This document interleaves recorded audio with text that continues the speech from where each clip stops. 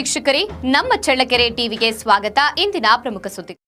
ಚಳ್ಳಕೆರೆ ತಾಲೂಕು ಟಿಎನ್-ಕೋಟೆ ಓಬಳಪುರ ಗ್ರಾಮದ ಉಷಾ ಅಂತ ನನ್ನ ಹೆಸರು. ಈಗ ಏನಾಗೈತೆ ಅಂತಂದರೆ ಎಲ್ಲರೂ ಗೋಮಳದಲ್ಲಿ ಮಣ್ಣು ಹೊಡಿತಾ ಇದ್ರು. ನಮ್ಮದು ಸ್ವಲ್ಪ ತಗ್ಗು ಗುಂಡಿಗಳಿದ್ವು, ಅದನ್ನು ತುಂಬಿಸ್ಕೊಂಡ್ಬಿಟ್ಟು ನಾನು ನ್ಯಾರ ಮಾಡ್ಕೊಳ್ಳೋಣ ಅಂತಂದು ಹೇಳ್ಬಿಟ್ಟು ನ್ಯಾರ ಮಾಡೋ ಪರಿಸ್ಥಿತಿನಲ್ಲಿ ಗೋಮಳದಾಗ ಮಣ್ಣನ್ನು ಹೊಡ್ಕೊಳಕ್ಕೆ ಹೋದೆ. ಅಲ್ಲಿ ದೇವಸ್ಥಾನ ಕೊಡ್ಕೊಡ್ಬೇಕು ಅಂತ ಕೇಳಿದರು, ಅವ್ರಿಗೂ ಹೊಡ್ಕೊಟ್ವಿ. ಮತ್ತು ಕೋರ್ಟ್ ನೋಟಿಸ್ ಬಂದುಬಿಡ್ತು, 4 ಜನ ಯಾರು ಆರೋಪಿಗಳು ಈ ಥರ ಮಾಡಿಬಿಟ್ರಲ್ಲ ಅಂತಂದೇಳಿ ನಮಗೆ ತೊಂದರೆನ ಮಾಡಿದರು. ಕೋರ್ಟ್ನಿಂದ ನೋಟಿಸ್ನ ಕಳಿಸ್ಕೊಟ್ರು. ಎಂಥ ಕೆಲಸ ಆಗೋಗ್ಬಿಟ್ಟೈತೆ ಅಂತ ಇವ್ರ ಹತ್ರ ಬಂದಾಗ ತಹಶೀಲ್ದಾರ್ಗೆ ಅವ್ರು ಮಾಡಿರೋದು ಅಲ್ಲಿಗೆ ಹೋಗ್ರಿ ಅಂದರು. ಯಾರೋ ಪರಿಚಯಸ್ಥರು, ಅಮ್ಮ ಇಲ್ಲಲ್ಲ ಇದೆಲ್ಲೂ ಬಗೆಹರಿಯಲ್ಲ ಅಂದರೆ ಕೋರ್ಟ್ ಹೋದ್ಮೇಲೆ ಹಿಂಗೆ ಐದಾರೆ ರೈತ ಸಂಘದವ್ರು ಹೋಗ್ರಿ ಅಂತ ಕರ್ಕೊಂಡು ಪರಿಚಯ ಮಾಡಿಸಿದ್ರು. ಪರಿಚಯ ಮಾಡಿಸಿ ಭೂತಜ್ಜನ ಪರಿಚಯ ಮಾಡಿಸಿದ್ರು. ಅವ್ರು ಹೇಳಿದರು, ಒಂದು 10 ನಿಮಿಷ ಕೂತ್ಕೊಂಡು ಯೋಚನೆ ಮಾಡಿ ನಮಗೊಂದು 10,000 ರೂಪಾಯಿ ನಾವು ಕೊಟ್ಟಿದ್ದೆ ಆದರೆ ನಾನು ಬಗೆಹರಿಸ್ಕೊಟ್ಬಿಡ್ತೀನಿ, ಇದೇನು ನನಗೆ ದೊಡ್ಡದಲ್ಲ ಅಂತ ಹೇಳಿದರು. ಸರಿ ಆಯಿತು. ನಮ್ಮ ಮನೆಯವ್ರು ಏನು ಮಾಡಿದ್ರು, ದನ ಕರ ಅಷ್ಟು ಕಾತ್ಕೊಂಡು ಎಲ್ಲ ನಾವು ಅನುಭವಿಸೋದಕ್ಕಿಂತ ಕೊಟ್ಟು ಬಗೆಹರಿಸ್ಕೊಂಬನಮ್ಮ, ಇದು ದೊಡ್ಡದಲ್ಲ ಅಂತಂದೇಳಿ ಕೊಟ್ಬಿಟ್ರು. ಅವರು ಸುಮ್ಮನೆ ಕುಂತಿದ್ರು. ಪರಿಚಯ ಮಾಡಿಸ್ಕೊಟ್ಟವಣ್ಣ, ಅಕ್ಕ ಎಂಥ ಕೆಲಸ ಮಾಡ್ಕೊಂಡ್ರಕ್ಕ ನೀವು. ನಾನು ಇಲ್ಲಣ್ಣ, ಇವ್ರಿಗೆ ಕೊಟ್ಟಿರೋದು ಅಲ್ಲಿರಲಿ, ನಮ್ಮ ಊರಿನ ಗ್ರಾಮಸ್ಥರನ್ನು ಜೊತೆ ಕಲೆಕೊಂಡು ಅವ್ರು ಎಲ್ಲರ ಮುಖಾಂತರನೇ ಬಗೆಹರಿಸ್ಕೋಬೇಕಿದ್ದು. ನಮ್ಮ ಊರಿನ ಗ್ರಾಮಸ್ಥರು ಇವ್ರನ್ನು ಜೊತೆ ಕಲ್ಕೊಂಡು ಹೋದಾಗ ಅವ್ರು ಯಾವುದೇ ರೀತಿಯಾಗಿ ಬಗೆಹರಿಸಿಲ್ಲ. ಊರಿನ ಗ್ರಾಮಸ್ಥರು ಕೇಳಿದರೆ ಭೂತಜ್ಜನ ಮೇಲೆ ಹೇಳ್ತಾರೆ, ಭೂತಪ್ಪನ ಕೇಳಿದರೆ ಅವ್ರ ಮೇಲೆ ಹೇಳ್ತಿದ್ದಾರೆ. ಇದರಲ್ಲಿ ದುಡ್ಡು ನಂದು ಹೋಗಿರೋದು. ಆ ದುಡ್ಡನ್ನು ಕೇಳೋದಕ್ಕೆ ನಾನು ಪ್ರೆಸ್ ಮೀಟ್ ಮಾಡ್ತಾಯಿದ್ರು. ಆ ಟೈಮಲ್ಲೂ ಬಂದು ಅಪ್ಪ ನನ್ನ ದುಡ್ಡನ್ನು ಕೊಡಪ್ಪ ಅಂತ ಕೇಳಿದ್ದೀನಿ. ಅಲ್ಲಿ ಆಫೀಸ್ ಹತ್ರ ಹೋಗಿದ್ದೀನಿ, ಅಲ್ಲೂ ಇಲ್ಲ. ಫೋನ್ ಮಾಡಿದ್ರು, ಫೋನ್ ರಿಸೀವ್ ಮಾಡಲ್ಲ. ಒಂದಿನ ಇಲ್ಲಿ ಪರ್ಶಂಪುರದಲ್ಲಿ ಆಟೋದಲ್ಲಿ ನೀವು ಇದು ಅನೌನ್ಸ್ ಮಾಡ್ಕೊತ ಹೋಗ್ತಾಯಿದ್ರು, ಅದನ್ನು ಕೇಳಿದೆ. ಬಂಗಾರದ ಅಂಗಡಿ ಹತ್ರ ಕುತ್ಕೊಂಡಿದ್ದೆ. ಕೇಳ್ದವಳೆ ಇಲ್ಲ ಐತೆ, ಹೋಗ ಅಲ್ಲಾದರೂ ಬರ್ತಾರೇನೋ ಅಂತಂದೇಳಿ ನಾನು ಯಾರದೇ ಮಾತು ಕೇಳಲಿಲ್ಲ.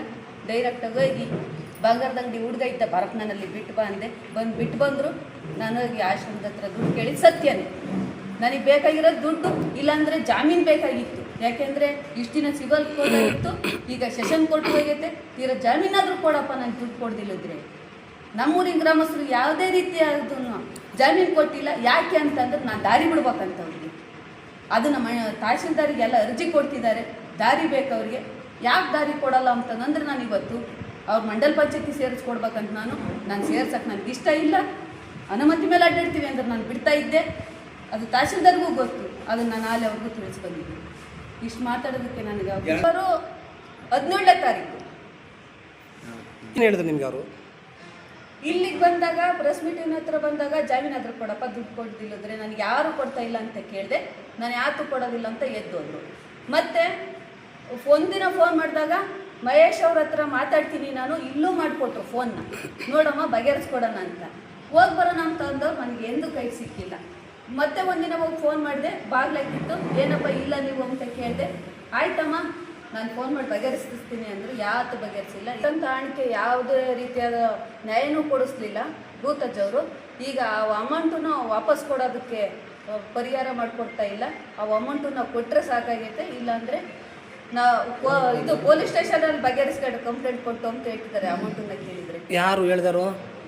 ಭೂತಜ್ಜ ಪೊಲೀಸ್ ಕಂಪ್ಲೇಂಟ್ ಕೊಡಿ ಅಂತ ಹೇಳಿದಾರ? ಕಂಪ್ಲೇಂಟ್ ಕೊಡಿ ಅಂತ ಹೇಳ್ತಿದ್ದಾರೆ. ಆಶ್ರಮದ ಹತ್ರ ಮೀಟಿಂಗ್ ಇತ್ತಲ್ಲ, ಅಲ್ಲಿಗೆ ಸನ್ಮಾನ ಕಾರ್ಯಕ್ರಮ ಇತ್ತು. ಅಲ್ಲಿಗೆ ಹೋದಾಗ ನಾನು ಕೇಳಿದಾಗ ಹೇಳಿತ್ತು, ಕಂಪ್ಲೇಂಟ್ ಕೊಟ್ಟು ಬಗೆಹರಿಸ್ಕೆ ಹೋಗು, ನಾನು ಕೊಡೋದಿಲ್ಲ ಅಂತ ಹೇಳ್ತೀನಿ. ಮುಂದಿನ ದಾರಿ ಏನು ನಿಮ್ದೀಗ? ಕಂಪ್ಲೇಂಟ್ ಕೊಟ್ಟೆ ಬಗೆಹರಿಸ್ಕೋಬೇಕು. ನಿಮ್ಮ ಹೆಸರು? ಉಷಾ ಅಂತ. ಭೂತಪ್ಪ ಅವ್ರು ಏನು ಮಾಡಿದ್ರು ಅಂತಂದರೆ, ನಾವೆಲ್ಲರೂ ಆಫೀಸ್ಗೆ ಹೋಗಿ ಅರ್ಜಿನ ಸಲ್ಲಿಕೆ ಮಾಡಿ ಬಂದು ಸಾಯಂಕಾಲನೇ ಇನ್ನೂ ಅಧಿಕಾರಿಗಳು ಸೈನ್ ಹಾಕಿಲ್ಲ. ಅವ್ರು ಸೈನ್ ಹಾಕೋದಕ್ಕೆ ನೀನು 50,000 ಕೊಡಬೇಕಮ್ಮ ಅಂತ ಕೇಳಿದರು. ನಾನು 50,000 ರೂಪಾಯಿ ಆಗೋದಿಲ್ಲಪ್ಪ ಅಂತ ಹೇಳಿದೆ. ಅದಕ್ಕೆ ಇಲ್ಲಮ್ಮ ಒಂದು 25,000ನಾದರೂ ಕೊಟ್ಟರೆ ನಾನು ಸೈನ್ ಹಾಕಿಸಿ ಒಂದು ಕೊಡೋಕ್ಕಾಗುತ್ತೆ ಅಂತ ಹೇಳಿದರು. ಆ ಸೈನೂ ಹಾಕ್ಸಿಲ್ಲ. ನನಗೆ ಯಾವುದೇ ಒಳ್ಳೆ ಪರಿಹಾರನೂ ಸಿಕ್ಕಿಲ್ಲ. ನನಗೆ ಅನ್ಯಾಯ ಆಗೈತೆ, ನ್ಯಾಯನ ದೊರಕಿಸ್ಕೊಡ್ಬೇಕು ಅಂತ ವಿನಂತಿ ಮಾಡ್ಕೊತೀನಿ.